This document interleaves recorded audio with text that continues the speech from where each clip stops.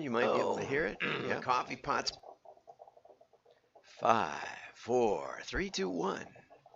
I'm John Miglash for the WDMA and the NMOA, and we're going to be talking about marketing today. Mostly marketing. A little bit of mail, of course. Have to have a little bit of that. Anyway, but I think you'll enjoy it. Let's start off with Tom Fishburne. Okay. And he says, Remember that the Super Bowl isn't about the ads, it's also about the random celebrity cameos in the ads. And I don't know, that wasn't. I don't I don't know. That one isn't that funny to me. But anyway, let's go on cuz his articles are really where like to I like to understand what he's up to. One of his earliest cartoons showed a large gathering of people socializing at a Super Bowl party and the guy saying, "Time to come back. The commercials are starting again." Uh, the Super Bowl is the one time every year when ordinary people actively seek out advertising. Kinda, I guess. Now, also, it's because our team isn't in it. There's 32 teams or so, I guess, and so the chances are about 1 in 15 that your team is going to be in it, and my team isn't. Darn, I think they would have made it if they could have, if the game could have ended like 30 seconds sooner. Mm-mm. 2 minutes sooner. If they could have got by San Francisco, I think they would have been in it. But anyway, always next year. So in 2020, so I found a reference to Tom writes, I found a reference to a 2021 survey, but he couldn't find the survey itself, that said 43% of Super Bowl watchers tune in just to see the ads. The survey actually also said that 2021, from 2021, that 60% of women prefer the ads to the game. Okay, but 24% of the men said they pursued so it averaged out to 43%. Okay, yeah, I wish both teams could lose. So what do you got left? If somebody would have asked me yesterday, which I would prefer, I guess I would prefer that, and also that we typically socialize on the on Super Bowl Sunday. So, um, yeah, I'd be in the camp of saying this year it's going to be more the ads than the game, and I use this for my show. So it's a high stakes environment, $7 million just for 30 seconds of media time, not including the production, and a rare window of undivided consumer attention. So this sets up a creativity paradox. I like that. Because the stakes are so high, the tendency is to play it safe. But playing it safe can lead to work that isn't memorable. And so part of the go-to advertising playbook has been celebrity cameos, but many brands treat celebrities as non sequiturs, just relying on the star power. And when you're my age, you don't even know who these stars are. Yes, I know who Taylor Swift is because she came to when the Packers played the Chiefs and beat them. And that was the start of our season, really. I mean, in terms of the Packers all of a sudden starting to turn it around. So I like Taylor Swift because she was good luck for the Packers. Too bad she didn't come to the 49ers game. Anyway, System 1 rates these, and John Evans, who is connected with me, says celebrity alone isn't enough to move the audiences. If you could swap stars with no difficulty, then the ad is not making distinctive enough use of a famous face. Last year's celebrity Super Bowl ads all did two fundamental things well. They featured several stars together doing what they're known for within storylines that fit the brands. And so here's Tom's original cartoon that he talked about. Time to come back. The commercials are starting again. I also added this graphic because people in America, and we've got a David Beckham commercial that's going to come up in a couple of days. I'm sure I'll get to it. The comparison with the World Cup soccer to the Super Bowl. 114 million. I don't know if that's households or viewers, but It's nothing in comparison to the World Cup. Just nothing. And we need to keep that in mind. Right? The rest of the world couldn't care less. Really, it's pretty much that. This is Brand Camp, and they say, I have $50 riding on E-Trade. Nah, they choke in big games. That's really good. Go Emerald Nuts. And for a couple of years, Emerald Nuts had some really great commercials. This is from 2007. Wow. That's a long time ago, it seems like. Wow, that's just a long time ago. Anyway, trying to be social. They don't want nobody wants anybody to cheer for the game, right? Especially if it's the 49ers and the Chiefs. My favorite ad was the funny one with the famous guy. Classic. What a great ad. Unforgettable. What was the brand again? A car, I think, or maybe beer, or maybe Tech something or soda. Whatever it was, those marketers must be proud, which is exactly what we're going to talk about in a few seconds here. But first, I just do want to, I can't resist. I was watching some of the best Super Bowl commercials of all time. And so here's one that got into the top 12. And here we go. Let's see if this works. Here goes a chimpanzee playing a boombox. And a couple of guys clapping offbeat, which isn't that easy. And the monkey.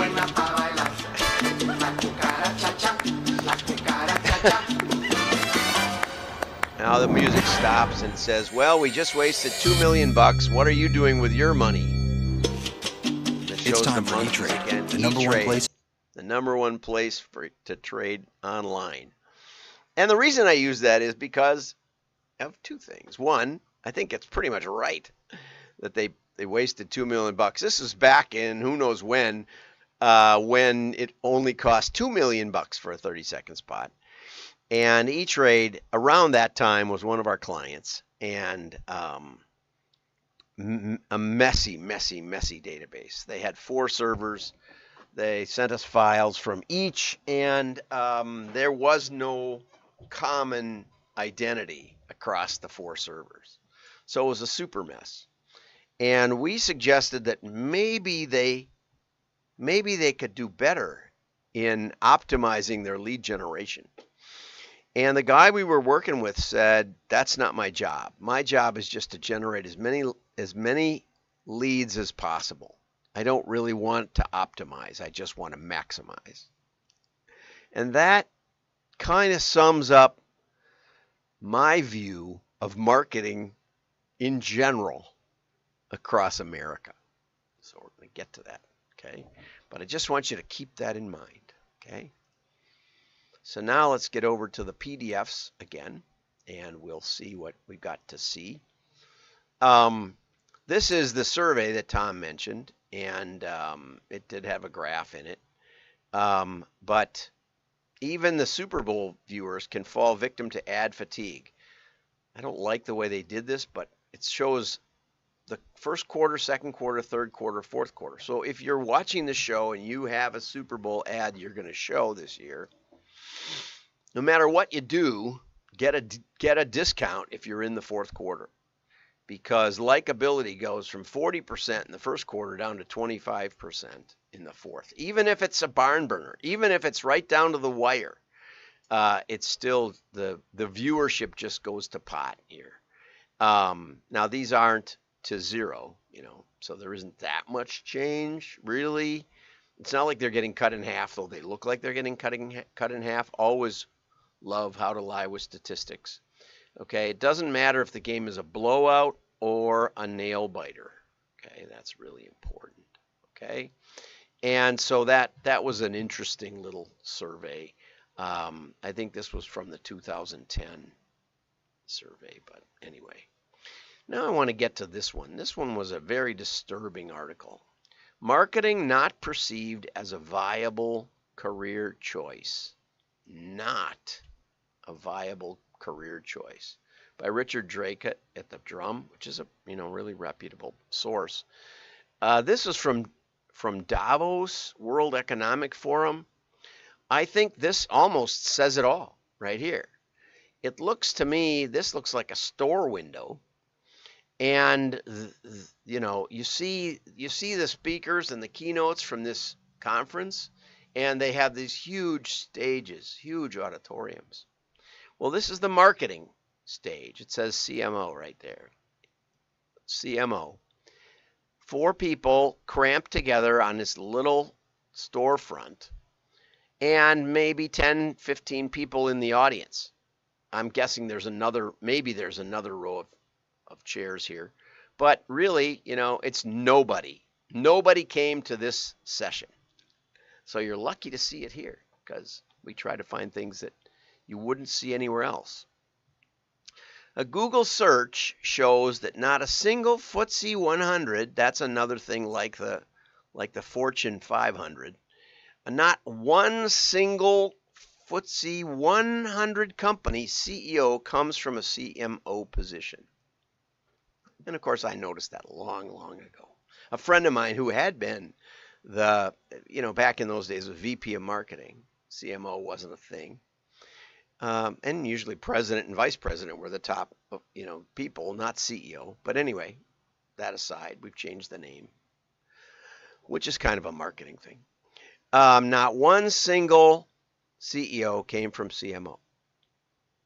Although the panelists suggested, which gives you another idea of how trivial and idiotic marketing people are, that AI, if used intelligently, anybody catch that? Artificial intelligence, if used intelligently, oh my gosh, they're just trying to fire you. Why do you say such stupid stuff? We'll change that statistic in the future. Oh yeah? No. Yeah, it will. It'll mean that marketing doesn't even exist. If we can get AI to do marketing, and of course we can, because the way we do it is we tell AI, generate 10 ads, and then we run them and track them, and we don't care which one wins.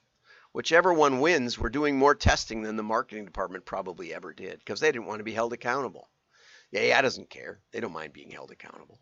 So we actually end up with better marketing without marketing people than we would with them. Mark my words. Luckily, I'm old. I don't have to worry about this. But I did give a talk at the local community college, vocational sort of, I forget what it's called. It used to be called Waukesha County Technical Institute or something. But now it's called Waukesha County Technical College, I think. And like my son went there to get his welding certificate, which he loves doing welding. So, that's something. If you want a good career, go be a plumber. There aren't enough good plumbers in the world. So you can charge whatever you want. Unlike marketing, when there's an abundance of bad ones. Okay, so, and just read Ritson. So listen to this. The Association of National Advertisers in the U.S. surveyed college students to rank all professions as potential careers. This is done by the ANA, right? Right, Lisa Smith? And the year that this individual on the panel joined the profession, marketing was the #1 profession as a career choice. Marketing as a career now ranks below accounting and even nursing. And I'm not saying there's anything wrong with nursing, but it's hard. You work hard, and you got to work your way up. So when I was speaking at this community college nearby, they asked me to speak for some reason. I got a couple of questions at the end, and basically I said, if you're in marketing, you'll be lucky if you ever even get to talk to the CEO.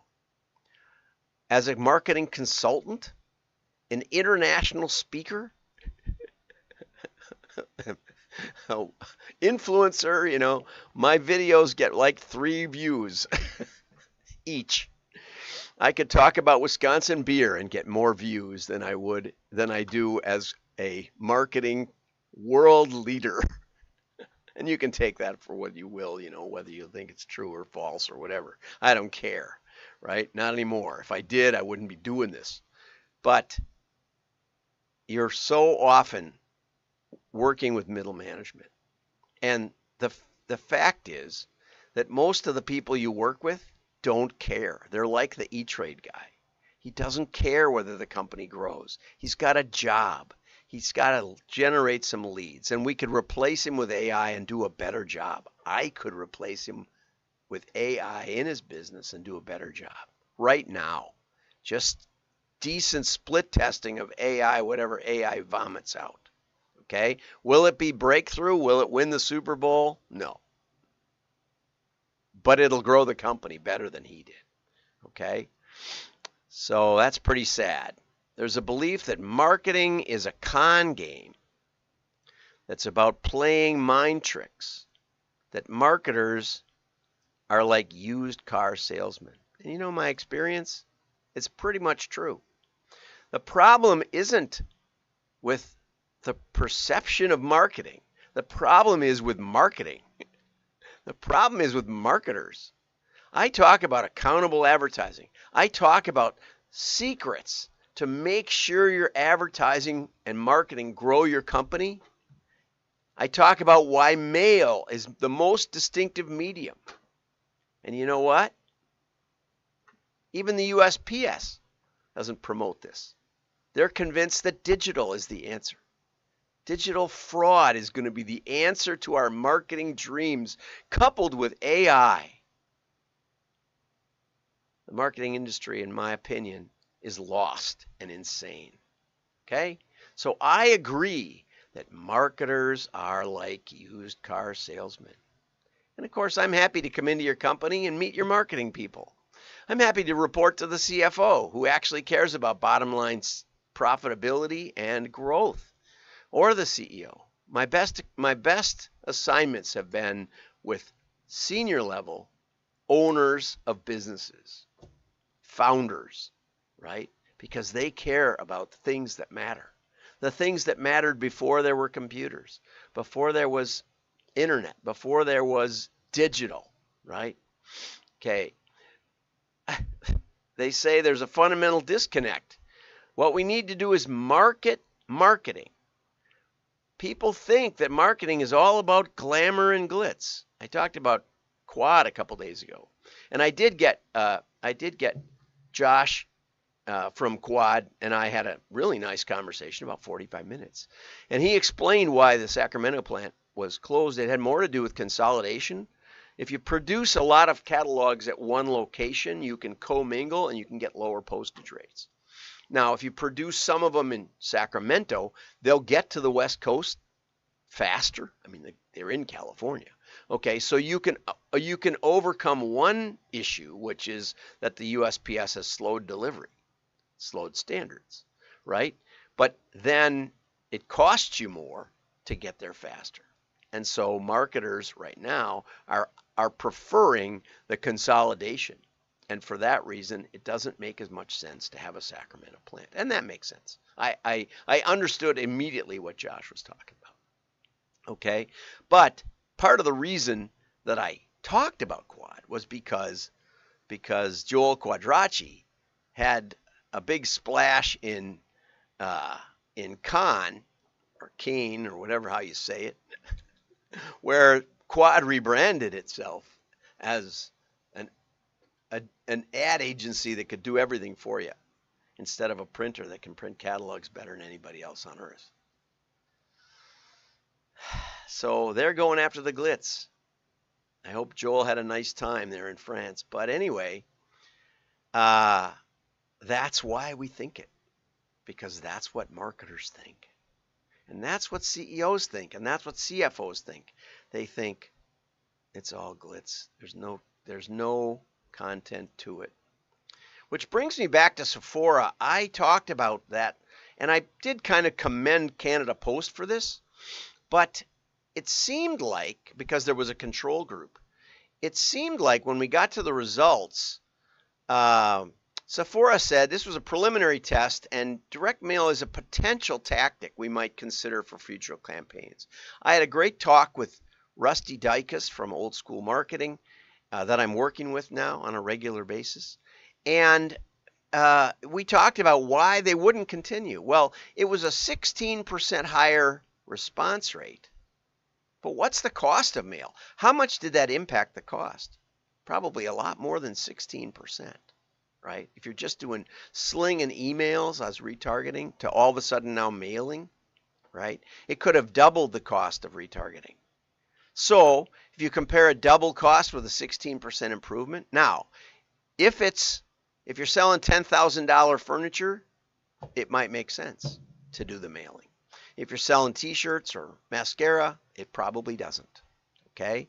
And my guess is that because of the accountability here, Sephora realized that that just wasn't a great application.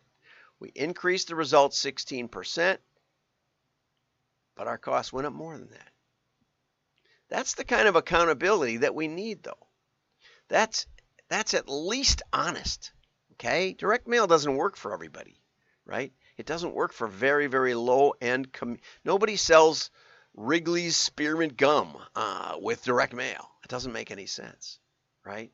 I can tell you if it makes sense. I once walked away from a $100,000 project just for the consulting fee for Blockbuster. I told them it doesn't make sense. You can't make this work. And they lost $5 million trying, and somebody else, I sent them to another consultant, and they made the money. But let's be honest. That's where we have to start as marketers. Let's be honest. And the way we be honest is to talk about incremental lift and do control group testing. I'm John Miglosh. If you don't know what I'm talking about, give me a call. Drop me a line, john@wdma.org. Have a great day. Like and share. Your friends will know you're smart.